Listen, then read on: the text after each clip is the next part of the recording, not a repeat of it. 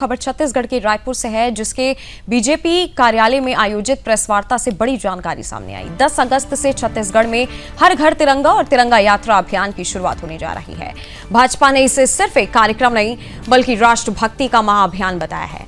दरअसल उप मुख्यमंत्री अरुण साव ने दावा किया कि इस बार उन दुर्गम इलाकों में भी तिरंगा लहराएगा जहां आजादी के बाद कभी राष्ट्रीय ध्वज नहीं फहराया गया।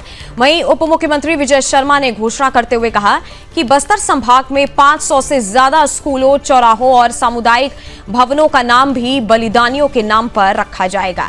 प्रेस वार्ता में उप मुख्यमंत्री अरुण साव ने बताया कि 10 अगस्त को रायपुर के मरीन ड्राइव से मुख्यमंत्री विष्णुदेव साय की मौजूदगी में तिरंगा यात्रा की शुरुआत होगी। इस यात्रा में जनप्रतिनिधियों के साथ छात्र, एनसीसी कैडेट, पूर्व सैनिक, खिलाड़ी और सामाजिक संगठनों की भागीदारी रहेगी। उप मुख्यमंत्री विजय शर्मा ने कहा कि इस बार बीजापुर, सुकमा और नारायणपुर के कई गांवों में पहली बार तिरंगा फहराया जाएगा। उन्होंने दावा किया कि नक्सल संभावित बस्तर अब कुख्यात नहीं बल्कि विख्यात बनेगा और बलिदानियों के सम्मान में 500 से ज्यादा सार्वजनिक स्थलों का नामकरण उनके नाम पर किया जाएगा।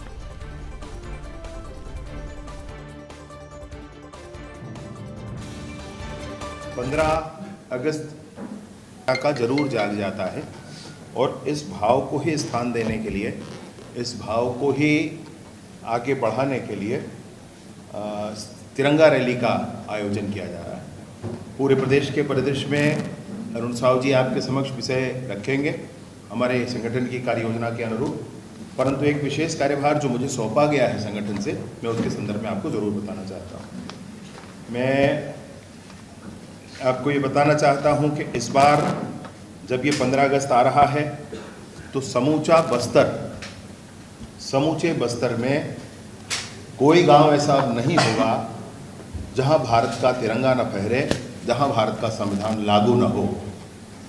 31 मार्च 2026 नक्सलवाद के आर्म्ड कैडर के कंप्लीट एलिमिनेशन के उपरांत ये पहला राष्ट्रीय पर्व है जिसमें हम सब एक साथ एकत्रित होंगे। और वास्तव में छत्तीसगढ़ के लिए ये अत्यंत गौरव का विषय है कि छत्तीसगढ़ का वो अंदरूनी हिस्सा जहां हमारा राष्ट्रीय ध्वज नहीं फहरा, वहां राष्ट्रीय ध्वज इस 15 अगस्त में फहरने वाला है। इससे बड़ा गर्व का विषय, फक्र का विषय कुछ हो नहीं सकता है। साथियों, जैसे कि आप सभी को पता है कि 2022 से प्रधानमंत्री माननीय नरेंद्र मोदी जी ने हर घर तिरंगा और तिरंगा यात्रा के लिए देश को आह्वान किया। उसके पीछे जो सोच है, जो व्यापक दृष्टिकोण है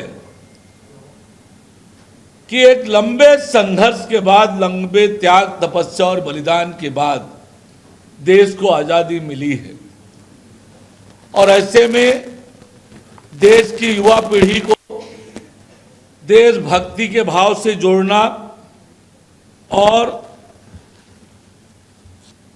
अपने संवैधानिक कर्तव्यों के प्रति जागरूक करने के उद्देश्य से ये हर घर तिरंगा और तिरंगा यात्रा का आयोजन किया जा रहा है।